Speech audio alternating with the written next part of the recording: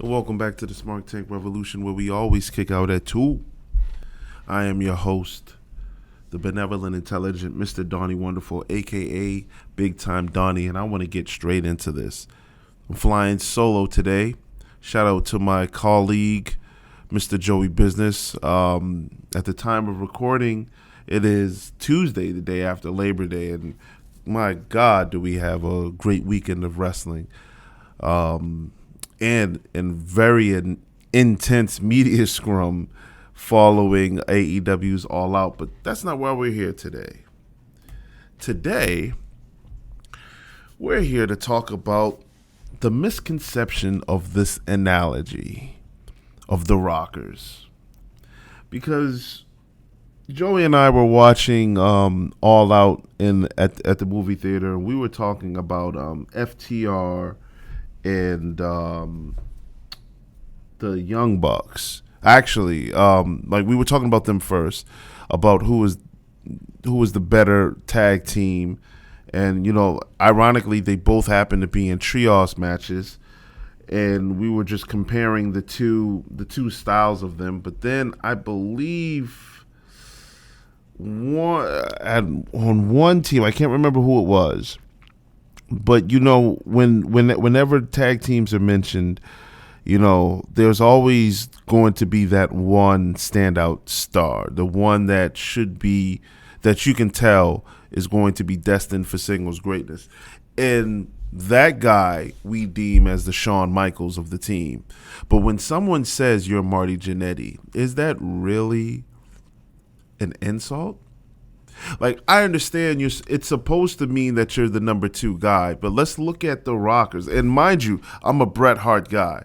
And ironically, on this channel, I've spoken and put out more videos dealing with Shawn Michaels than Bret Hart, which is an absolute anomaly. But, however, I did record a solo video dedicated to 1994 and Bret Hart. And in that video, I promised you guys a follow-up with 1997, which has been recorded. I just haven't, put the visuals to it yet. This is that video has become my Dr. Dre Detox album. We're gonna get there. But I apologize for the tangents. But I wanted to mention this. I don't know how long-winded I'm going to be on this, but if I am, it's with just cause, because the Rockers at the time when they were rocking, pun intended, Marty Janetty and Shawn Michaels were even. They were equal. One was just as good as the other. I think where they started to break off and separate has more to do with the singles push or the singles career following the Rockers. And that singles push, or the singles soar, really became evident 2 years following the breakup, because 1992, the infamous barbershop segment where Shawn turns heel, that's where the split was solid. It was we all seen it for ourselves. But if you go into 1994, now Shawn has already been, I believe at this point, 2-time Intercontinental Champion. If I'm not mistaken, on one of those title reigns, he beat Marty Janetty. So both of them had the workhorse belt at the time, with Shawn having it significantly longer. But when we go into 1994, we really start to see, like Shawn began to peak, whereas Marty was used more so as enhancement talent that we all knew. Going back a year from 1994, the 1993 SummerSlam, both guys wrestled. I don't remember if Shawn Michaels beat Mr. Perfect, or did it end in a disqualification? I can't remember offhand. Like, this is completely off the cuff. We're Raw, just like Monday night. There are no notes. I'm just sitting in my office and I'm venting on this damn microphone. So forgive me if some of the facts are skewed, but at least I tell you I don't remember. And if you guys do remember, please leave it in the comments. By the time you read the comments, by the time I finish this audio, I'll likely remember the outcome, or it'll come back to me later. But that's neither here nor there. But both guys were at SummerSlam 1993. Shawn was in a much more significantly higher profile match versus Marty Janetty just doing the job to make Ludwig Borga look strong. Damn, Ludwig Borga versus Brock Lesnar, that's just that alone. I mean, that match probably would have been terrible, but I mean, just for the sake of how those guys were marketed, I mean, Ludwig Borga was a beast the 8 or 9 months that he was active. I'll never forget him ending the undefeated streak of Tatanka by pinning him with one hand. That was amazing, absolutely amazing. Made me hate him. That was real heat. But again, we're the tangential tyrants here on this channel. But let me get back to it. So I don't remember the team that Joey said he's the Marty Janetty. Oh no, it was FTR. Okay, so Cash Wheeler was the quote unquote Marty Janetty of FTR. Dax is a great wrestler, and in a recent promo that he cut, he dubbed himself the best in-ring wrestler, or the best in-ring performer, whatever he can. I can't remember what he said verbatim, but you can make an argument for that. But I think you can make an argument for both. Dax and Cash, they both perform extremely well, and it looks extremely sharp, like they're both well-trained athletes. With that being said, is it fair to call one the Marty Janetty of the team? I don't think that's appropriate. And again, the reason being, calling someone the Marty Janetty of the Rockers isn't a bad thing, especially when they were the Rockers. But I get what Joey was trying to say, but I also disagree with the fact that that he believes, not that it's a fact, that he believes that Dax is the superior singles wrestler. It just so happens that Dax has a better singles resume at the moment. I mean, that match with his last singles match with Jay Lethal was amazing. But let's look at this, right? Take the Street Profits, for example. So if you were to say that Montez Ford is the Shawn Michaels of that team, that's indicating that when he inevitably does have his singles push, that he's going to be a star. Whereas Dawkins, he'll be the Marty Janetty. So I think that, and that could change. You never know. But I'm just saying, like at first glance, when you look at a team like the Street Profits, everybody loves the Street Profits, but they both wrestle two different styles, in which everyone, I think it's pretty unanimous that everyone is saying Montez Ford deserves a singles push. So, okay.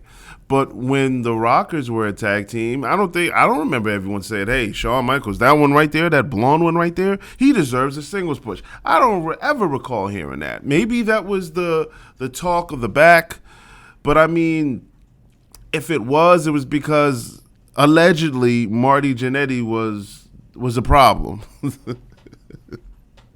to say the least. We love you, Marty Janetty, here at SmarkTank.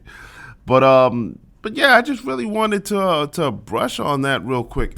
I'm wondering if there's another example, or if there are other examples of this misconcepted analogy that where it actually works. Okay, so the Hart Foundation was Jim the Anvil Neidhart the Marty Janetty of that team? Or instead of saying, oh, he's the Marty Janetty, can you say he's the Jim the Anvil Neidhart? That's not a bad thing. But to say he's the Bret Hart of the team, well, one of them, they're both Hall of Famers. One of them is a world championship legend. Legend. The second greatest WWF/WWE champion of all time. The only other champion that was better than Bret was Bruno. That's it. But they both had successful careers, and they both can wrestle. If you tell me in SmarkTank Revolution that I'm the Marty Janetty of our duo when we review these videos, that's not a bad thing. Marty Janetty could wrestle. I think his personal demons was really what derailed him. And I think especially during the time when HBK did become the champion, where they were rewarding the smaller guys, where the smaller guys who can actually wrestle, Bret, HBK, Marty Janetty can be thrown right in there. I mean, Owen Hart could wrestle. Like the smaller guys that can actually perform the fundamentals to a T, to where we focus on the wrestling. We focus on their wrestling. You know what I'm saying? Like there are other analogies. How about this one? How about this one? How about this one? I'm a Bret Hart guy, and I think I said it on my essentials when I ranked Owen Hart. How about this? The Hart brothers, just Owen and Bret, right? If you say, and I'm a Bret Hart guy, if you say that Bret was better than Owen, right? I don't think anybody's going to look at you sideways, but they actually can. They're both great. It's two different styles, though. Young Owen had more athleticism than Bret, but yet they both wrestled a believable style because they're the sons of promoters. So what if that became the analogy to where you looked at tag teams? And I understand that Bret and Owen, they did tag quite a few times, but not as much as the Rockers. Like, they weren't packaged as a tag team, so I understand that. But if someone says you're the Owen Hart of the Hart brothers, does that mean that you're bad or that you're the lesser? When you look at the grand scheme of their careers, okay, that makes sense. Just like with the Rockers, okay, obviously if you had to pick a career, I think we want HBK's career. But wrestling wise, I'm here to say that Marty Janetty wasn't too far off from Shawn Michaels. And I think that in an alternate universe, Marty Janetty, I wouldn't call Marty Janetty HBK, but I'm just saying, like, that could have happened for him. That could have happened for him. Marty Janetty becomes the heel. Shawn Michaels is the babyface. One thing I can say is that on a charisma outlook, charismatic perspective, I think Shawn Michaels definitely would crush Marty Janetty on the mic for sure. But what evidences do we have that to say that Marty Janetty was actually bad or that he didn't have that in him? So, it's all objective, and I just felt like plugging this mic up and actually talking about it because I thought it was interesting. It was so interesting that when it was mentioned 48 hours ago, I'm actually still thinking about it. So I decided to plug this mic up, as I mentioned, and just vent on the SmarkTank platform. Let's see, somebody's calling my phone now. I wonder if that's HBK. Well, when he hears this, he'll likely agree with me. Marty was great. But guys, thanks for listening to my rant. Stay tuned to the channel. Like, we're gonna have tons of new content coming your way. Like, there's a lot of things that were recorded. Joey Business is back in the saddle, ladies and gentlemen. Go listen to his Clash at the Castle reviews. They're absolutely great. Absolutely great. and there'll be more essentials, and there's actually going to be another get rid of two. Actually, well, I already mentioned it, but yeah, like just like how I did. If you guys go back and look at some of our videos, the I had to get rid of two wrestlers. There's another one. there's another one. This one's gonna be interesting, and you may hear it from myself or my colleague Joey Business. But thank you guys for the support.